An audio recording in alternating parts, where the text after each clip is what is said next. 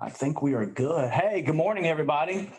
Hal, just quick, can you hear us? Yeah, I can hear you great. Perfect. Hey, good morning, everybody. Good afternoon, good evening. Thank you for joining us today for another episode of Claims Corner, wherever you happen to be joining us from, whatever.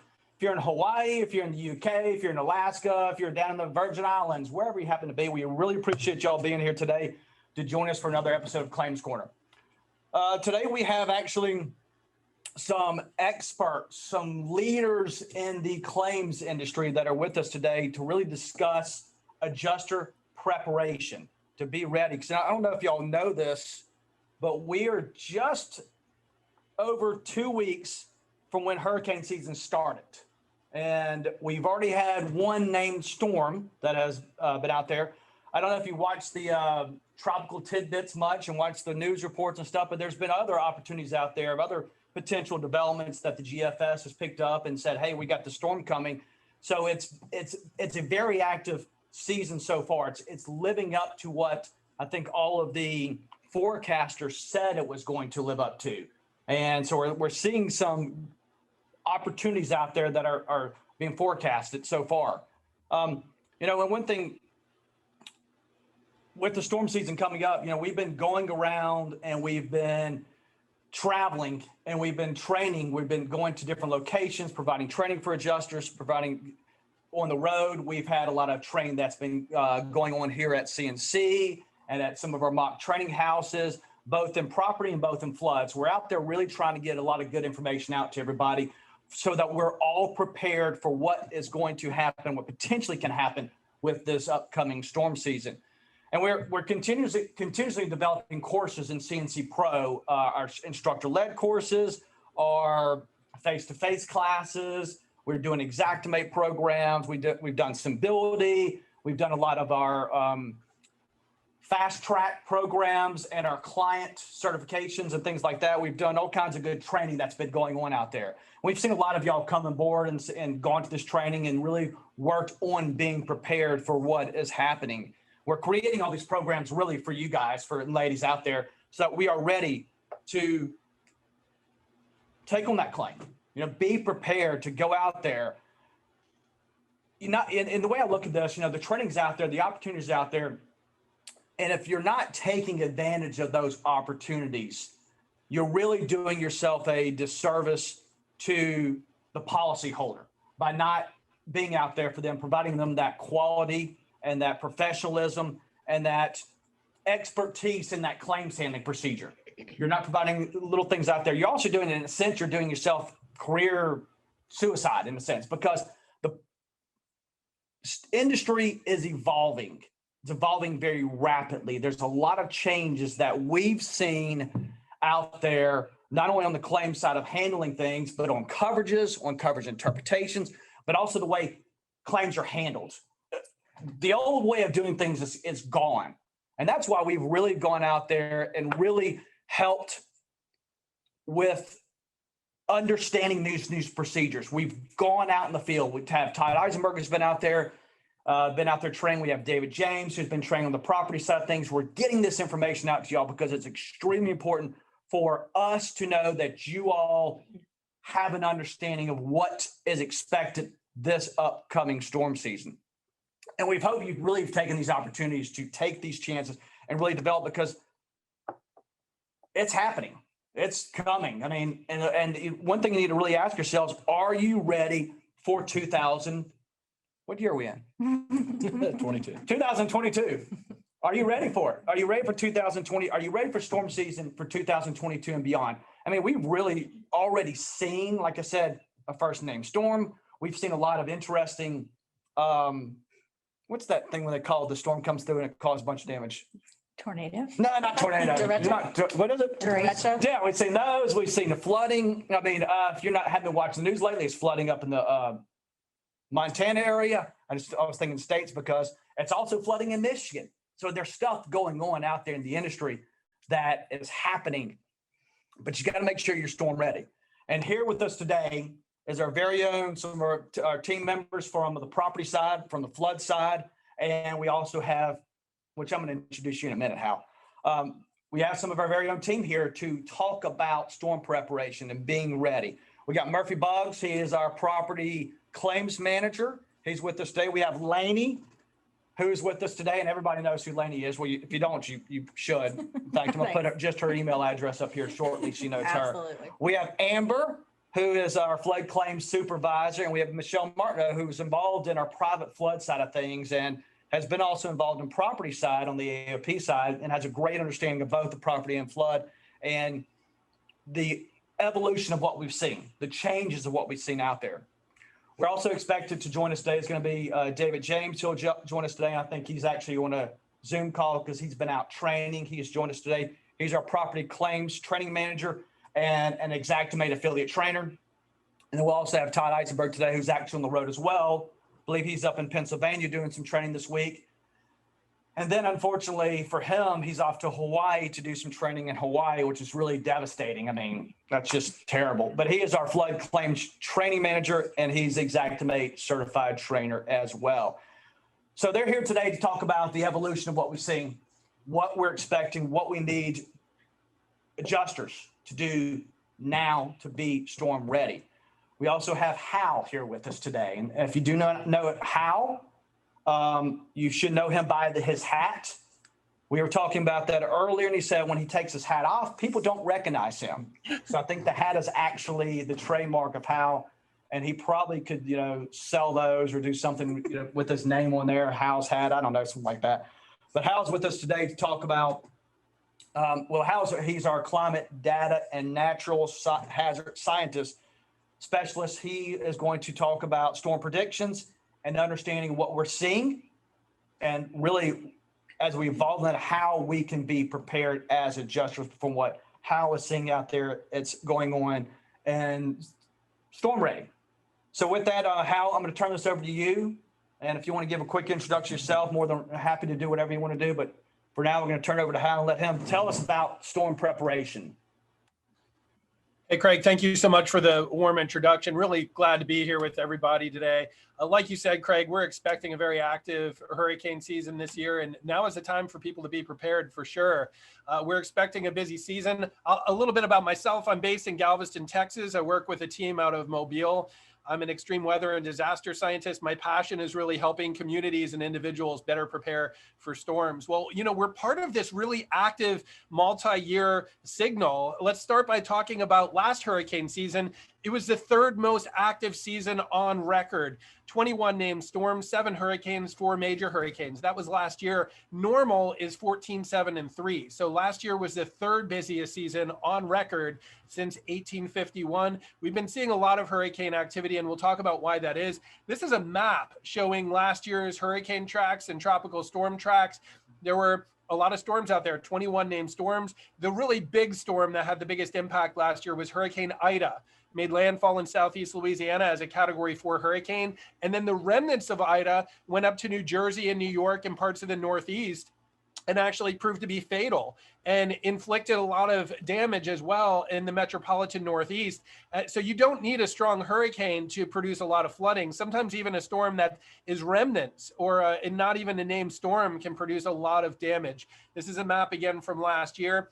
And let's talk a little bit about where we are right now on the timeline. So this is a graphic showing the timeline from May 1st until the end of December. Now, hurricane season officially runs from June 1st until the end of November. You can see where we are on this diagram. And this shows the frequency or the count of the number of hurricanes in yellow or hurricanes and tropical storms in red. On average, it's the number of storm days per 100 years. And you can see things really ramp up as we get into August, September, and October. That's really the heart of hurricane season. But even in June and July, we can get some big storms with a lot of impact as well. So we're really just ramping up into this busy season. Let's talk a little bit about where these storms form as far as seasonality or in different seasons of the year. In this time of the year, mid to late June, there's a dot on this map for every tropical cyclone that has formed since 1851 to 2015. You can see the Eastern Pacific and then the Gulf and Western Caribbean get a lot of these dots. You can contrast that with the climatology for the end of August. Look at how this is really developed east of the Caribbean and even off the coast of Africa. We get a lot of those long tracks form later August and into September that are coming much farther from the east. But we can actually look at this month by month through the season. Again, for the Atlantic Basin in June, it's really a focus on the Gulf of Mexico and Western Caribbean. Some of these storms will actually track up and impact the Southeastern Atlantic, but this is the number of named storms per 100 years. You can see the focus there, especially on the Gulf and the Southeastern US. That's in June. This is July. It looks a lot like June. It forms a little more there off the East Coast in July. But getting into August, you can really see now the climatology starting to build east of the Caribbean. You see the oranges and reds, and then in September, it even builds more than that. So this is the average number of named storms per 100 years. Areas in orange and red have the highest hurricane and tropical storm activity. You can see a lot of it is in the Atlantic more than the Gulf, but we know when we get a powerful storm in the Gulf, the impacts can be tremendous. So you can't let your guard down if you're in the Gulf as well. Moving from September to October, we start to shift back towards the Gulf again and the Western Caribbean. We start to lose those storms coming off of Africa and east of the Caribbean. My concern in October is usually places like the west coast of Florida. If a storm were to ever approach, say, Tampa or Fort Myers from the west, it probably would be in the month of October. So we can't let our guard down yet. A lot of these storms are still forming in the Southeastern Gulf and the Caribbean as late as October. And so it's something that we really need to watch. Once we get past Halloween, it's really negligible for the US. We've had very few big impacts in the month of November, even though hurricane season does not officially end until the end of November. Well, as far as hurricane scientists go, Phil Klotzbach out of Colorado State, he's probably the most famous for doing seasonal forecasting. I was just hanging out with Phil at the National Tropical Weather Conference in South Padre Island, and he works with Colorado State University. When you hear that CSU produces a seasonal forecast, usually Phil's behind that. This is a picture that I took at the conference we were at in April. CSU is forecasting 19 named storms, 9 hurricanes, and 4 major hurricanes. So again, you can compare that with average, and it looks like this season is going to be an active season. So a lot of people ask me, how do they know that? I mean, how are they determining that this year is going to be more active than normal? Really, it comes down to water temperature. And so these types of maps show sea surface temperature anomaly. Anomaly just means how unusual something is. Where you see yellows, oranges, and reds, the sea surface temperature is warmer than normal. Where you see blues, the water temperature is colder than normal. And so 2 areas that we look at, and this is a map from this week. We look at one area in the Atlantic called the Main Development Region. This runs from the Central Caribbean east through really the Azores, kind of the west coast of Africa there. And you could see in this box, again, remember those maps I was showing you month by month, especially in August and September, we're getting a ton of powerful storms that form in this region. This region right now, we see a lot of yellows and oranges. It's running warmer than normal as far as the sea surface temperature. That provides a lot of fuel for Atlantic hurricanes. So that's one of the reasons why we believe that the Atlantic will be active this year, because the Main Development Region and much of the Gulf Coast as well is running warmer than normal. I should mention that this climatology actually runs on multiple decades at a time. The Atlantic in this area has been running warmer than normal since the mid-90s. We've been in a warm phase since 1995. So it stays warm or goes into a cold phase usually for a couple decades at a time. We also look at a place called Nino 3.4. You may have heard of El Nino and La Nina. That has to do with the equatorial Pacific water temperatures. And when it's running blue out here like it is now, that means it's colder than normal. That's a La Nina pattern. And that actually means more active hurricane climatology for the Atlantic. That's just because when we have warm water in the Pacific, we tend to get more thunderstorms around Central America and more crosswind or wind shear that knocks down a lot of these storms. Right now, the Pacific's running cold, the Atlantic's running warm, and that's a recipe for a very active Atlantic hurricane season. So there's a way that you can actually look at these temperatures in the Pacific at 3-month blocks. The 3-month block we're in right now, you see MJJ at the bottom there. That means May, June, and July. We're very strong in La Nina right now. But what about as we move out towards the heart of hurricane season? ASO means August, September, October. NOAA, and this is posted at Columbia University website, they're predicting still more than a 50% chance that we'll be in La Nina in the heart of this hurricane season, about a 43% chance that it'll be neutral conditions, but the chance of El Nino, which would be red, is very low. It's less than 5%. So most likely we're going to stay in La Nina or maybe move towards neutral conditions in the Pacific. And again, with the warm Atlantic, we're expecting a lot of hurricanes this season and a lot of activity in the Atlantic. Everyone talks about the number of storms, but I feel like sometimes people don't talk enough about where these storms are going to track. And there's an index called the North Atlantic Oscillation that tells us something about where these storms may track. And this is how it works. It all has to do with the pressure patterns in the Atlantic. When we have a positive phase for the North Atlantic Oscillation, the high pressure tends to be stronger and pushed off to the east. And most of these hurricane tracks, which you see in red here, it's just a hypothetical map, a lot of these hurricane tracks tend to stay offshore. They tend to stay way out in the Atlantic. When we have a negative phase, though, the high pressure, the Bermuda High, is weaker. It's displaced to the southwest. And look at those hurricane tracks. They tend to be farther to the west, impacting the US, Central America, and the Caribbean. So where do we stand with this? Well, I can start making forecasts about the tracking around mid-June every year. I just looked at the calendar. It said it's mid-June. So drum roll, here's my first seasonal tracking forecast that I'm doing for this year. This is the index for the North Atlantic Oscillation from 1950 all the way to the present. And you can see this last part here at the bottom of the graph, the last blip here is red. Red means positive. And here are the index values for the past 5 years. Again, positive means the storms will tend to stay more out to sea. We had a positive, we look at the May-June average. We averaged positive in 2018, but then the last 3 years were negative. This year for May, the index came in at positive 0.71. We don't have the numbers yet for June, but it looks like we're moving towards a positive direction for this season. If it were to stay positive, again, this would mean that the storms in general, we may expect them to be farther east and more out to sea. So let's look again at what that looks like if it's positive. Generally, the storms would track farther to the east. Let's look at the hurricane track map for 2018. This was the last year out of the last 5 where we had a positive NAO. And again, we see a lot of these storms were out to sea. We had 15 named storms that year. Most of them did not impact the US, but there's a lesson here. Hurricane Florence made landfall in North Carolina in September of that year. And then the next month in October 2018, Category 5 Hurricane Michael made landfall near Panama City and Mexico Beach. So even though this was a positive NAO year and most of these storm tracks were out to sea, like they always say, it just takes one for you to have a huge impact in your community. In this particular year, even though most of the storms did not impact the US, we had a Cat 5 hurricane landfall in the Florida Panhandle. So we never want to let our guard down, but it is good news in some ways if a lot of these storms do track out to sea this year.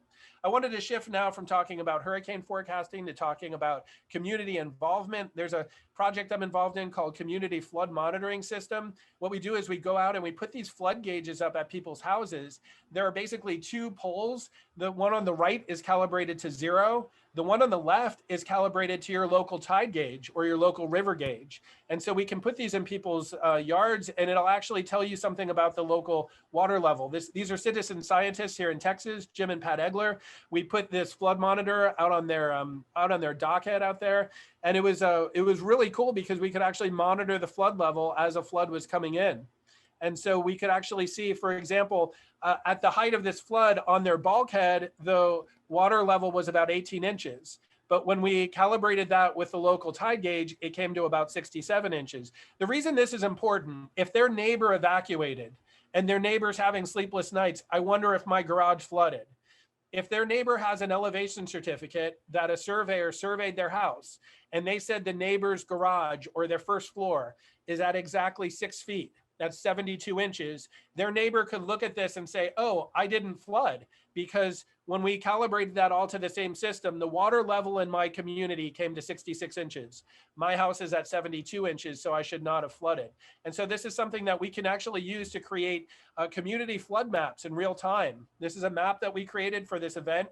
everything in blue flooded, everything in yellow and green did not flood. And so it stayed dry during that flood. So this is what we do. You know, CNC has multiple decades experience going out to flood locations, not even flooding, but just a lot more things like hail claims and wind claims and all kinds of things related to extreme weather. CNC has a long history of getting on the ground and you know, doing claims and marking observations. And so if you're an adjuster, these types of observations you take when you take a photograph of a flooded house, for example, we can turn that into a real-time community flood map, which is pretty cool to help people understand what was impacted and where the big impacts were. Let's talk a little bit about recent trends for hurricanes. Last year, I was on the ground near Hurricane Ida. Man, it looked like a Hollywood movie set. This is 2 days after landfall, and the impacts were still tremendous. I met this family that survived the flood. They actually pulled down their attic ladder and escaped to their attic when 30 inches of water rushed into their house. The attic was not a good place to ride out Hurricane Ida in Southeast Louisiana because there was tremendous amount of wind damage in their community. This is one of their neighbor's house, no roof. You do not want to be in your attic when the storm's moving through, but they were afraid they would drown if they stayed on the ground floor. These are other pictures from the area. This is kind of in the western New Orleans metro area. Huge wind impacts and huge flood impacts. Why did this family not evacuate? Well, part of it has to do, the messaging was really lax for evacuating from this storm. I was driving around the day before before Ida made landfall, and the emergency message boards in New Orleans metro said seatbelts, vaccinations, both save lives. Here's another board, seatbelts, vaccinations, both save lives. No mention about the powerful hurricane that's coming in. So why was there not a mandatory evacuation? Why were they not using the emergency message boards to warn people? It all has to do with basically the fact that they did not have time to get everyone out. 5 times in the past 5 years, we've had rapid intensification in the last 24 hours before landfall. And what I mean by rapid intensification is that a hurricane intensifies at least 40 miles an hour in that last 24 hours. Last year with Ida increased by 55 miles an hour in that last day before landfall. And you can see the other storms like Michael, Laura, Harvey, and Hannah. 5 of these in 5 years have just blown up right before landfall. And so the authorities just felt like they did not have time to get people out of New Orleans before the storm hit. And they were afraid about thousands of people being stuck on the roadway. And so there was no mandatory evac in Metro New Orleans. To show about this in context, this type of rapid intensification has happened 10 times since 1950 and 5 in the past 5 years. The yellow stars here are the ones from the past 5 years. That means an average of 1 per year for the past 5 years. For context, in the last 5 decades of the 1900s, it only happened 3 times, or once every 17 years. We feel like the water temperatures in the Gulf are tremendously warm right now. A lot of these storms are rapidly intensifying. And the question I have for you is, we often assume that we have the luxury of a 72-hour window or a 96-hour window. What if you only have 24 hours or less? This could be for you personally with an evacuation, preparing your property. This could also be for you professionally. If you're an adjuster or you work in flood resiliency work, are you prepared to be deployed in 24 hours or less? Or are you flat-footed right now? Craig was just mentioning the importance of being ready and being trained and being prepared. Are you prepared for storms like this that are sometimes blowing up at that 24 hours before landfall? Another perspective by the way, over the past 5 years, we've had 5 hurricanes make landfalls as Cat 4s or 5s. That's 5 in 5 years. To get the previous 5, you have to go back 51 years, from 1966 to 2016. So we've been seeing not only a lot of rapidly intensifying hurricanes, but a lot of just very powerful hurricanes making landfall in recent years. Are you prepared for this, both personally and professionally? The second trend we've been seeing in recent years is stalling or slow moving storms. 2015, South Carolina got pounded for days with heavy rain. 2016, South Louisiana. This was not technically a named storm. It's what we call a hybrid storm. It was in August of 2016. Places like Baton Rouge Metro were seeing more than 30 inches of rain. Hurricane Harvey, obviously, in 2017 in Southeast Texas just stalled out for days. Hurricane Florence in 2018, I took this picture down there by the Lumber River and just got pounded with more than 30 inches of rain from a stalled out hurricane. Tropical Storm Imelda, Southeast Texas, 2019. Again, it just stalled out, moving very slowly. And then in Alabama, Hurricane Sally in 2020, I rode it out on Dauphin Island. When Sally made landfall, it was only moving forward at 2 miles an hour. It really prolonged the storm and prolonged the impacts. We've been seeing a lot of these stalled out storms. I did a piece with PBS called How a Warming World May Have Caused Hurricane Florence to Stall. We really feel like there's a trend with this. And the question I have for you, with these stalled out storms, they not only affect people at the coast, but they can dump tremendous amounts of rain for a couple hundred miles inland. What would be the impacts of 25 inches of rain on your community? Are you prepared? And again, this is not just for communities on the coast. This could happen in Atlanta. This could happen in Orlando. These big types of rains from these stalled out storms, we're seeing a lot of these in recent years. Again, 6 out of the past 7 years, we saw this, and it's something we need to be prepared for moving ahead. There's so many things we can do to prepare for storm season. Have your insurance ready. Take photographs of everything in your house. There's so many different pointers. Something that you can do in your community. I'm just going to throw out a little tidbit here today. Just do a neighborhood walk. Walk your neighborhood in the evening and just take a look at the drains. I took this picture in my community a couple weeks ago, and the drainage areas are filled with leaves and clutter and debris. And I noticed something. I have 3 kids between the age of 7 and 10, and they actually love going out and cleaning up. We did a trash pickup in April, and it was one of their favorite days of the spring. That's my daughter and son. They're twins. They're 10 years old. They love going out and picking up trash. And my 7-year-old's in this picture too. You could literally walk your block with your kids and just say, we're going to take rakes out and just clean up our drainage area. If you can't do that personally, if you don't have kids or grandkids to help you, give a call to your city and just mention that your drains are clogged. These are types of things we can do ahead of storm season to be prepared if we do get 20, 30, 40 inches of rain. Finally, how to follow me this hurricane season. Well, there are a couple ways. The reason I'm wearing the hat today, people like this hat for some reason. You can see me on CNC social media, on Facebook Live and other platforms. We like to be out there really engaged with people before, during, and after the storm. You'll get a lot of no hype weather forecasting where we're just showing you, basically telling you like it is, not hyping it up, and trying our best to be on location to share with you what's happening on the ground. If you don't follow CNC on social media, I suggest you do it. And when storm season starts to get more active, we'll be up there, several times per day, keeping you in the loop with the latest science information. Secondly, we have a weekly podcast. It's called the GeoTrek Podcast. This is basically a weekly radio show about disasters and resiliency. It's not just flooding and hurricanes. We talk about ice storms. We talk about wildfires. Occasionally, we even talk about adventure travel. There's a podcast here that on the screen about a woman that rode a bicycle around Europe for 9,000 miles and the extreme weather that she encountered on her trip. It really does usually tie back to extreme weather and disasters, but through so many different angles and so many different lenses. It's a weekly radio show. You can listen to it while you're driving around in your car. And then finally, check out, and we'll always post this on CNC social media. I've been doing a type of hurricane forecasting called the hurricane area, it's the hazard area likeliness, or the HAL map. And basically it's a map that shows you your likeliness of exceeding different wind and water thresholds. This is an example of this map. This is showing Hurricane Zeta from 2020. And so what I've done here is I've posted a stoplight at like 18 cities, and the top of the stoplight shows wind, the middle shows rain, and the bottom shows surge. And what the colors mean is just the likeliness of exceeding different thresholds. Real quickly, city number 16 here is Gulfport, Mississippi. What this graphic is showing is the likeliness of winds exceeding 57 miles an hour in Gulfport is probable.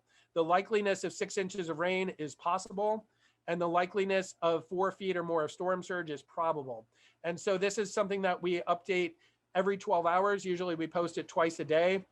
We choose thresholds that are really tying into impacts. The reason we choose 57 mile an hour winds, that's usually where you start seeing widespread power outages. And so according to this map, if this would verify, we're expecting that the widespread power outages on this map would be probable from Southeast Louisiana all the way through the Mississippi coast over to Mobile when the storm came through in 2020. So it's a really good tool to use to make decisions for your wind and water impacts moving forward. Again, my name is Dr. Hal Needham. I'm an extreme weather and disaster scientist with CNC, Flood Information Systems, and GeoTrek.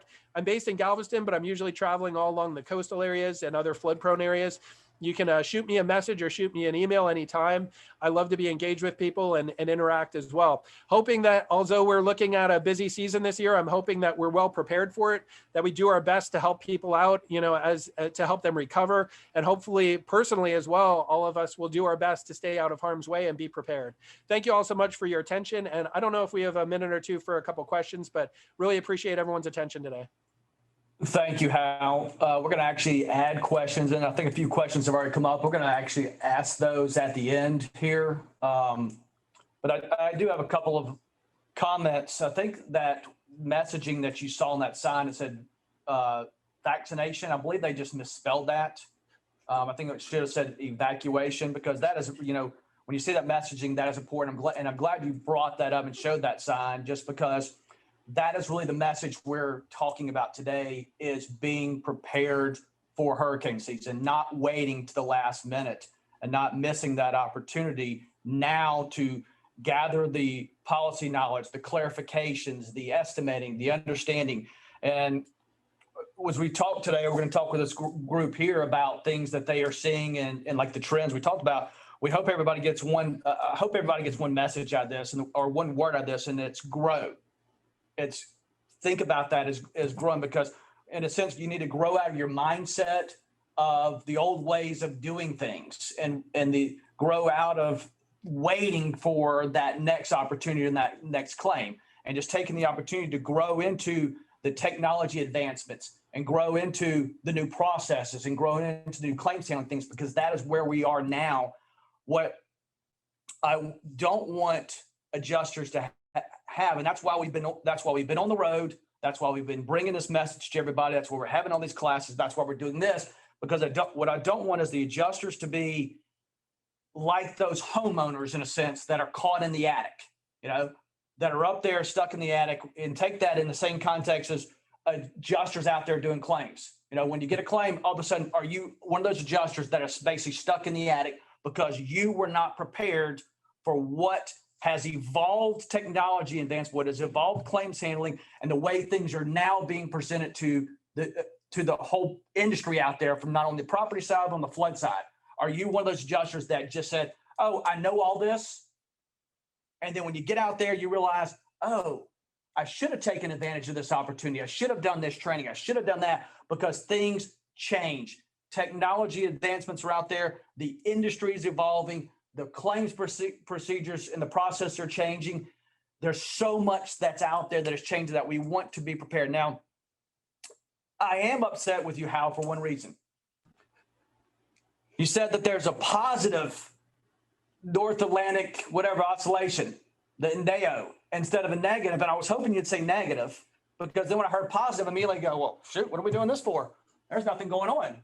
But you did redeem yourself a little bit by pointing out the fact that we did have Michael, we did have Florence. Those are storms out there. And I think as what you presented to us and what we're seeing is even though right now it's in a positive situation, there's still, the storms are bigger, and it just takes one. The storms are bigger, they're slower moving, they're causing more destruction, they're causing more claims that are out there. And we just have to, as an adjuster community, to be ready, to be prepared now to handle those opportunities that are given to us when it happens, because it's not just for the sake of us as an adjuster and being prepared, but also for the policyholder.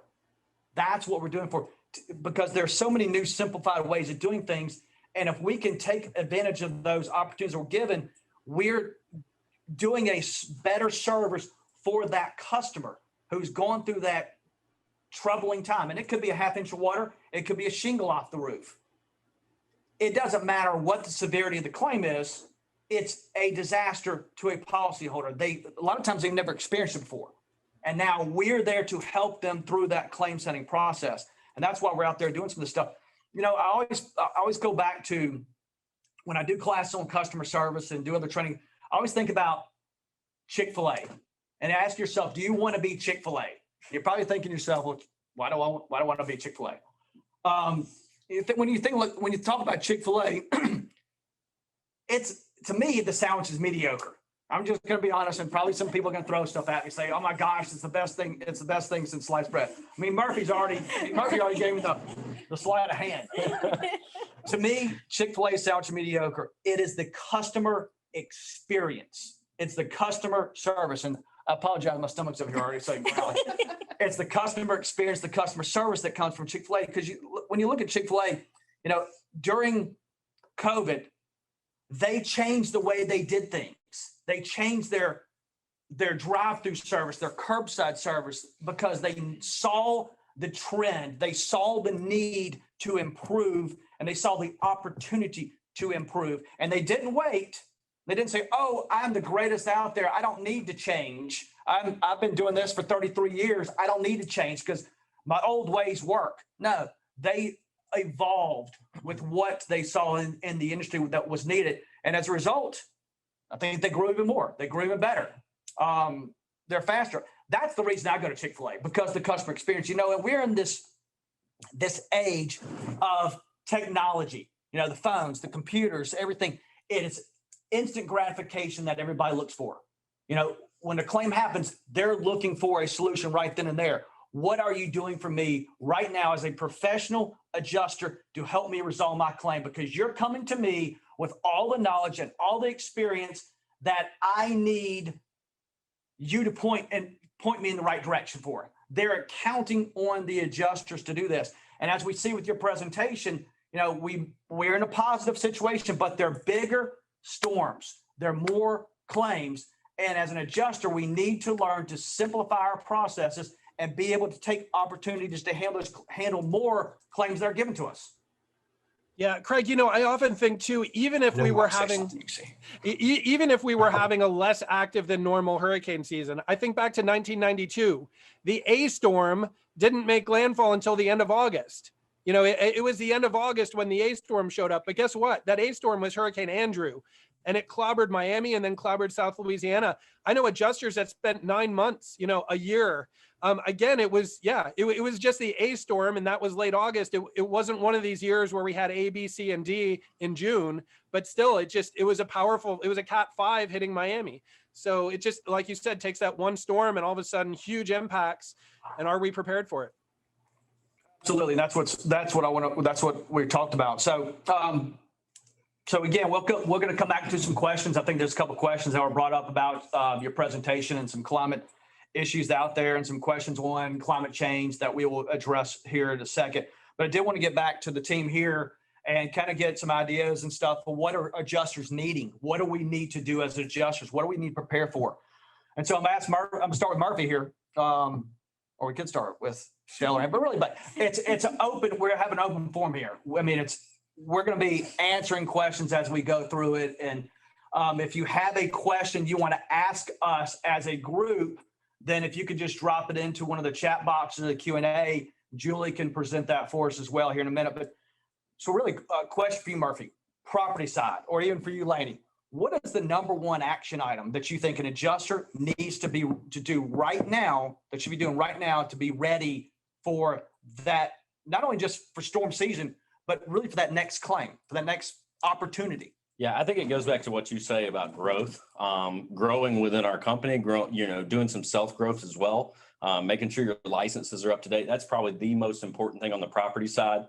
As most of us know, on property, you can be ready to work the claim. You can have all the tools you need, but if you don't have the license, you can't work it. So that's probably number one.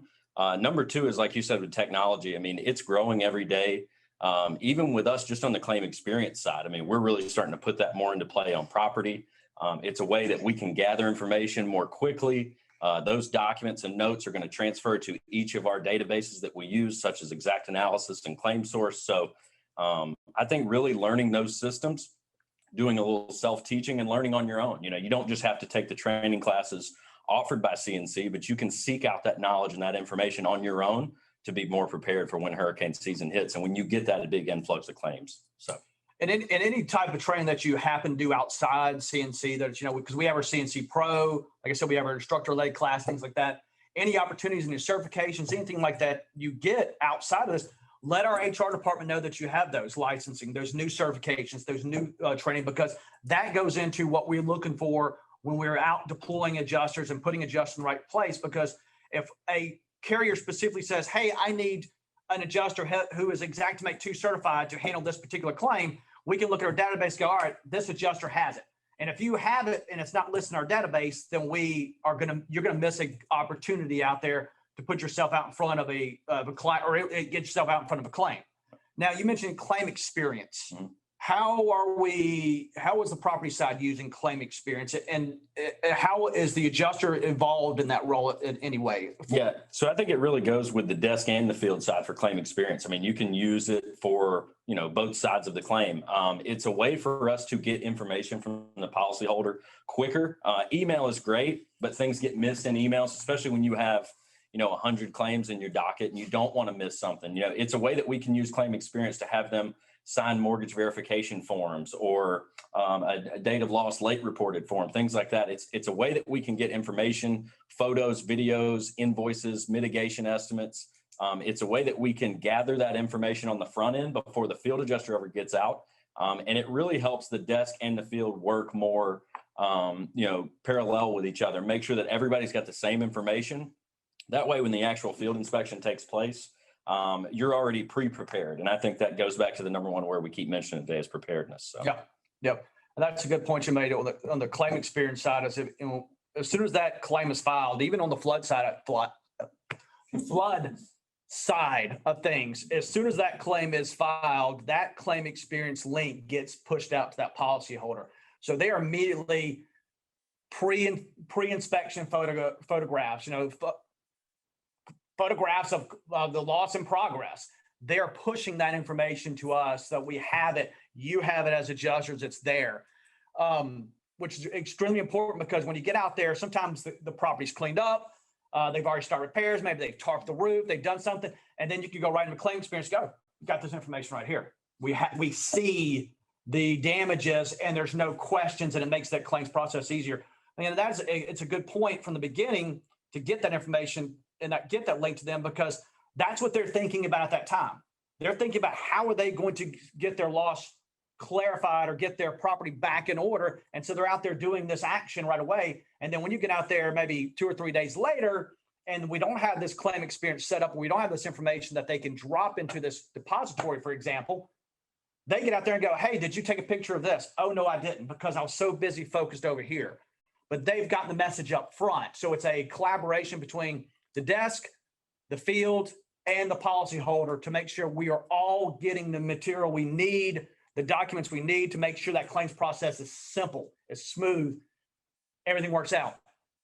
Now, you mentioned licensing. And I know that's the same thing that applies to private flood. We got the private flood that requires our licensing as well, different states. You can't work a claim in a particular state unless you had that license. Is there a particular state that you would say, if you don't have a license, get it now, get it for that state? Yeah, I would say probably the two biggest ones, even on the property side, are Florida and Texas. I mean, those are your biggest ones. I mean, you're talking about your bigger states just in size. But Florida and Texas are probably our two biggest ones right now. Really any of your coastal states as well. And that goes for the private flood side also. I think your state licensing is the most important. Okay, excellent.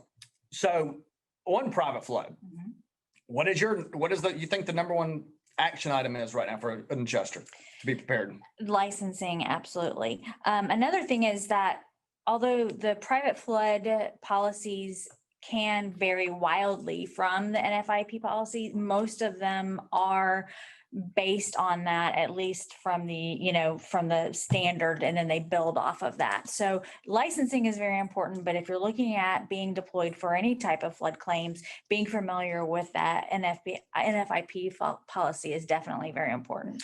So it kind of goes in order then. It does. So we have NFIP over here. We have Amber with NFIP. So really preparation is looking at the claims manual, looking at the policy, the standard flood insurance policies, and kind of looking at the additional policy language and understanding those, because you're right, the private flood side is the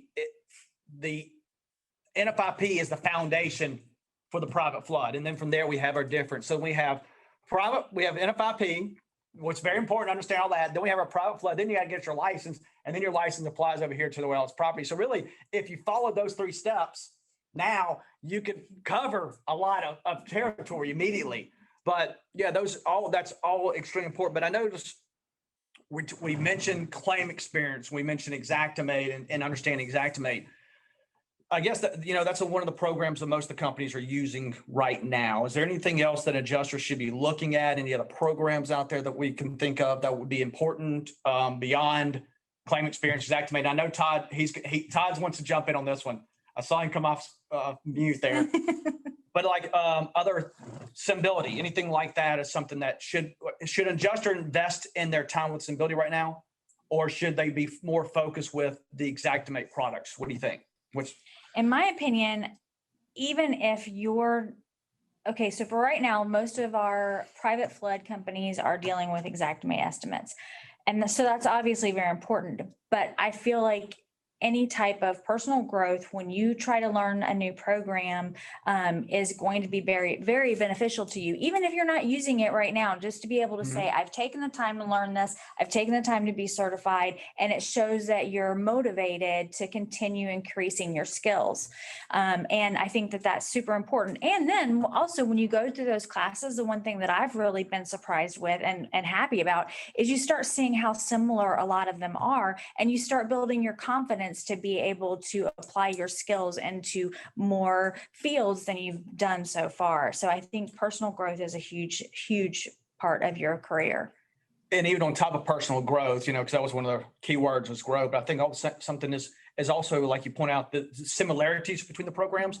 Now you get the repetition. Right. You get that habit of doing things over and over and over again.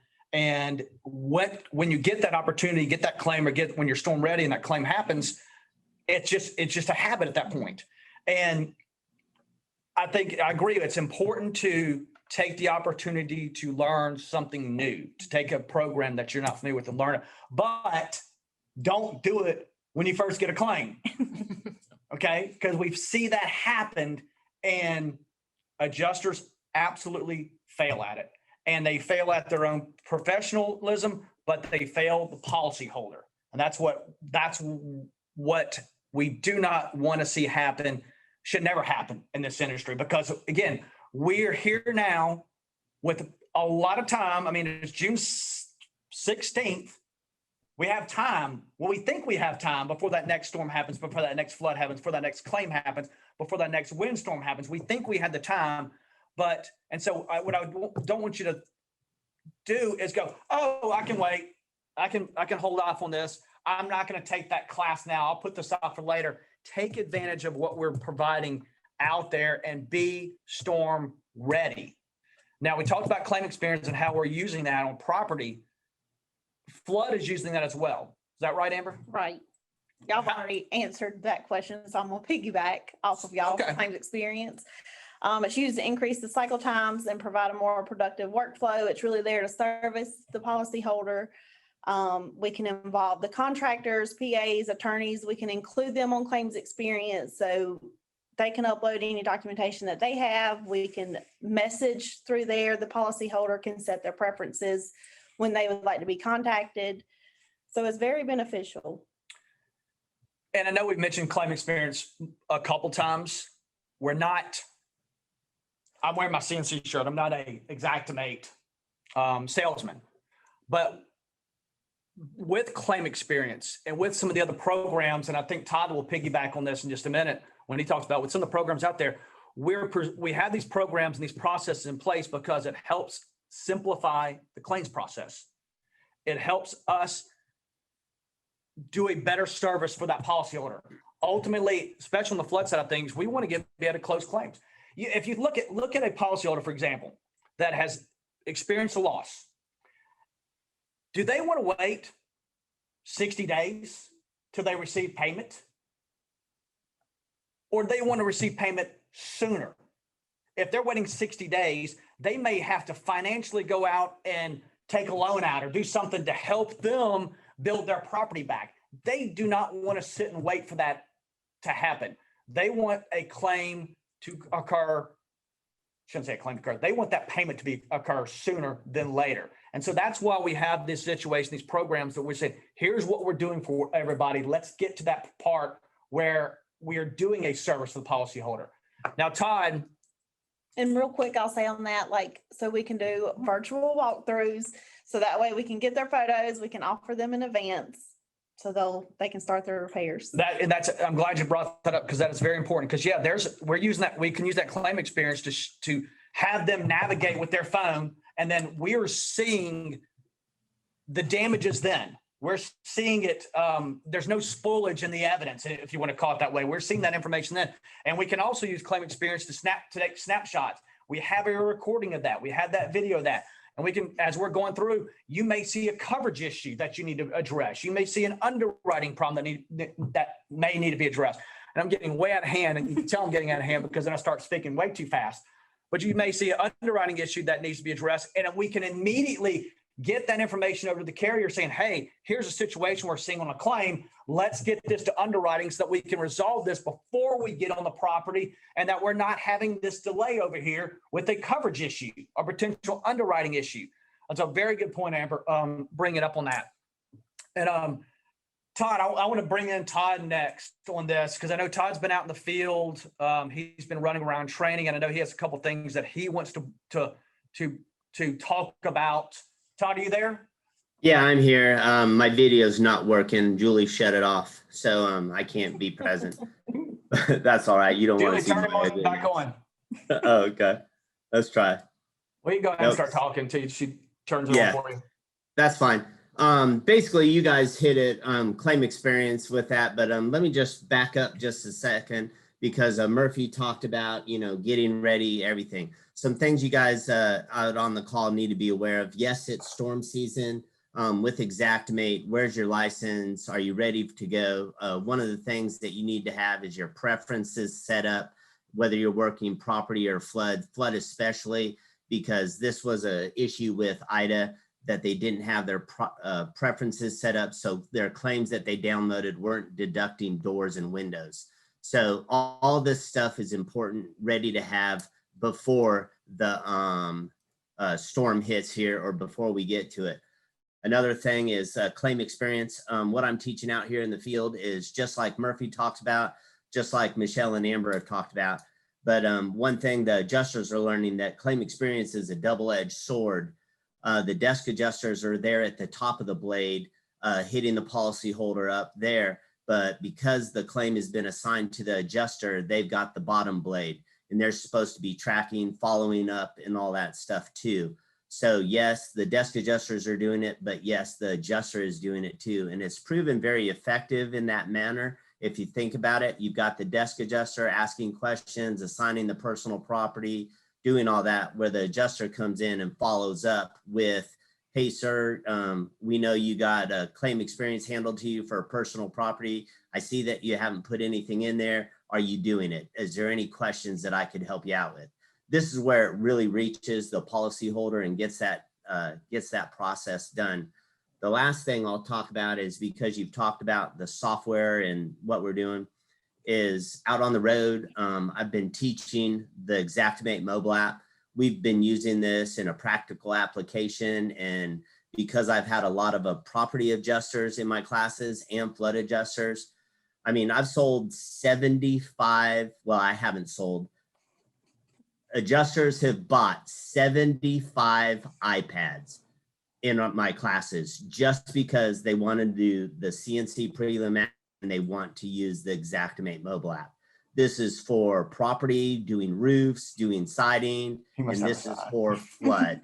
I mean, it's incredible. And these guys never thought it. But I do want to warn one thing. If you think you're old, like you brought up, Craig, the old ways are gone. If you think you're going to survive in the old ways, and I call them this, the young whippersnappers are going to come up and they're going to embrace technology to the fullest, because they already are, and surpass you. And I've got that happening in my classes right now, where these old adjusters that have been doing it this way for 25 years, they take hours doing a claim. Where this one girl, 24 years old, she's got 32 licenses. She jumped on the NFI prelim app, the Xactimate mobile app, and drew the whole entire apartment or not hotel in 20 minutes.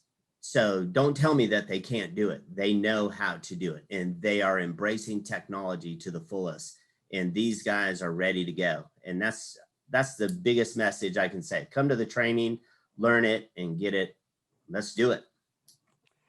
And a good point, come to the training, we had that training out there, and if they can't make it to one of your sessions out there on the road, I mean, when you're out there, we're setting more and more dates for different types of training. Xactimate Mobile.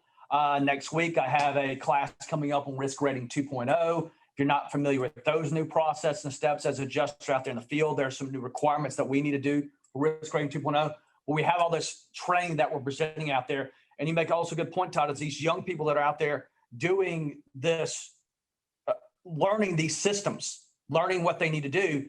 And I've seen some of the, I wouldn't say older, or I guess let's call them seasoned. We classify as seasoned adjusters who are not taking these opportunities, who are set in their ways of doing things, and they are getting so stressed out and so behind that they're failing themselves and they're failing the policy holder. And in some situations, we move them off. We don't use them.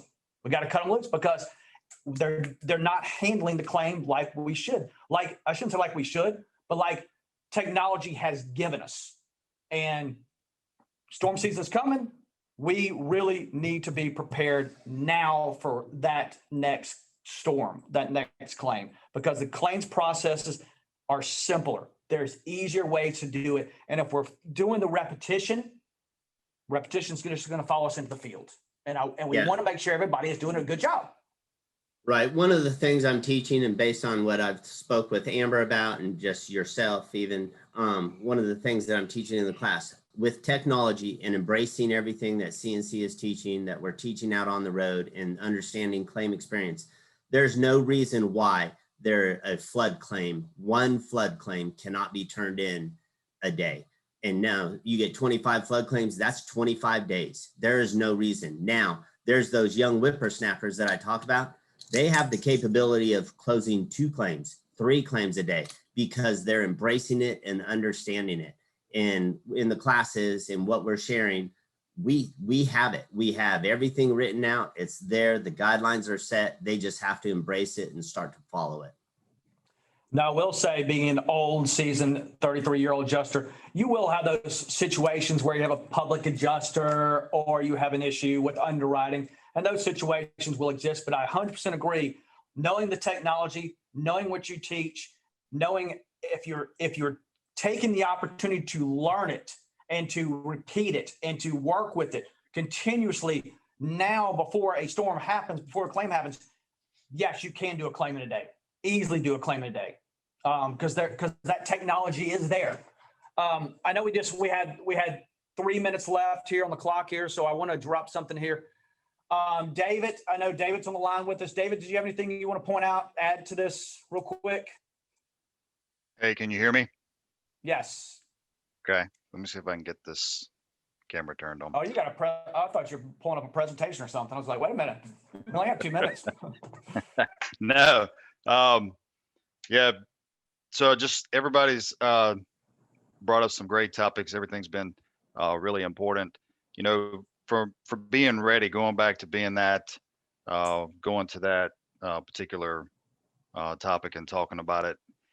For me, the way I look at it and the way I try to explain it to folks is, you know, think of it as you got to be prepared. You know, do you have a test? Do you have an exam coming up?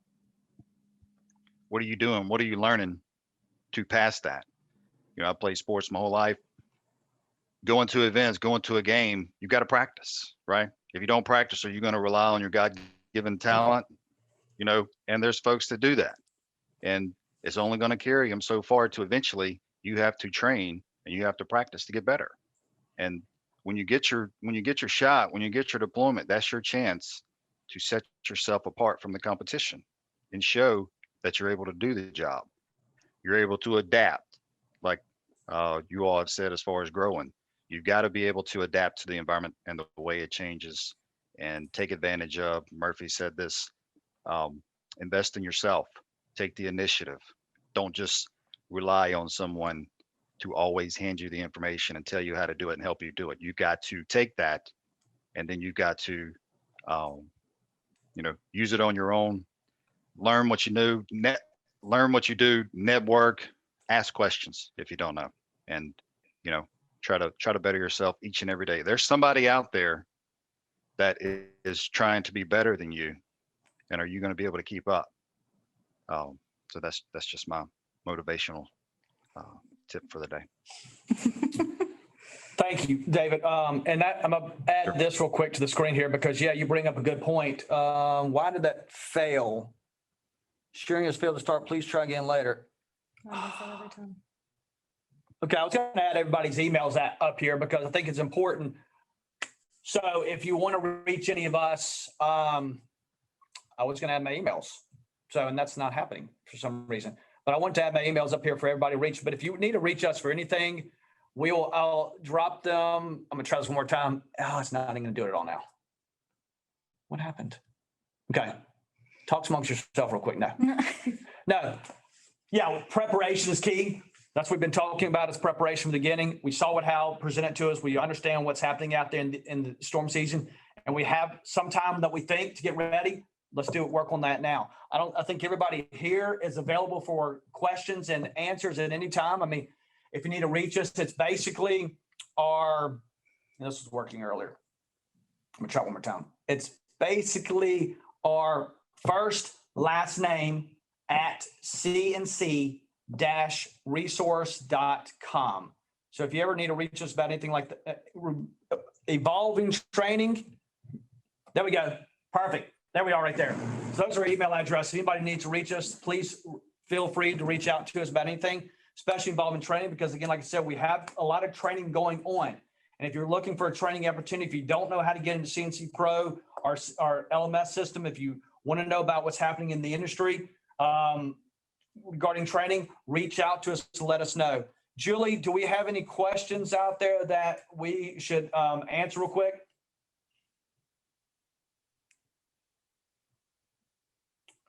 Okay, we lost Julie.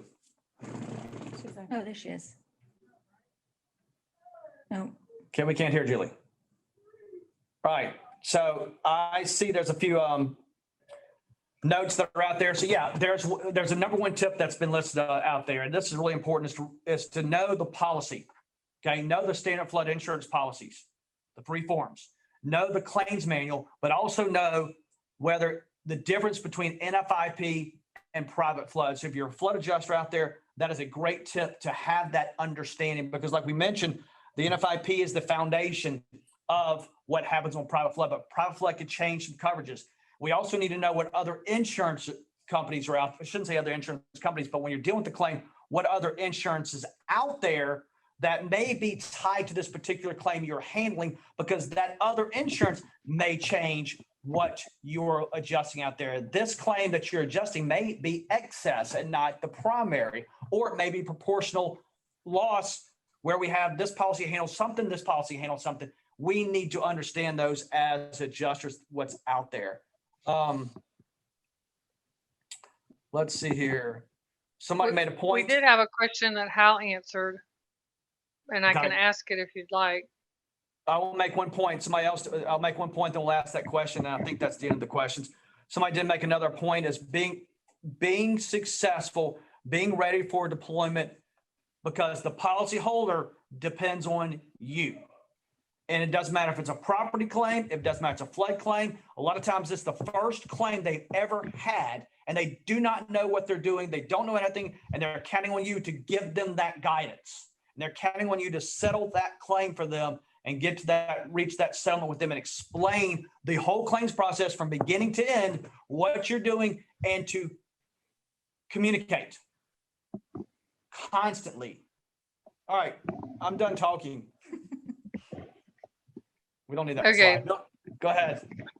This one was for Hal, and he answered it in the box, but just in case no one else saw it, it's a 2-part question. Are you aware of cloud seeding as current practice or study to manipulate major storms, and has it ever been considered effective? How you want to answer that? Yeah, great question. Sometimes people talk about cloud seeding or ways to like genetically engineer storms. Like, are there things that we can do to the clouds to kind of help prevent hurricanes? Usually when we hear about cloud seeding, it's related to drought and basically trying to put some chemicals into clouds to help it rain when we're in drought. I haven't really heard of it being used to help reduce hurricane risk. Although in 1945, there was an article in my local paper where the US government was talking about dropping an A-bomb into a hurricane that was threatening Texas. And so it actually was not done, but it was talked about back in the mid 40s. But I don't know of anything for cloud seeding to reduce hurricanes, but there has been talk about dropping an A-bomb way back in the 40s. And it could work. Hurricanes suck air towards the middle. An A-bomb would disrupt that, but obviously there'd be radiation problems and all kinds of other issues, but it actually has not been done. Okay, great question. All right, one thing before we close out today, again, I appreciate everybody's time, appreciate everybody joining us. Again, if you have any questions related to training, anything that's deployment, getting on a database, telling us how you're evolving and what certifications and what new license you have, let us know. Reach out to one of us, really reach out to our HR department.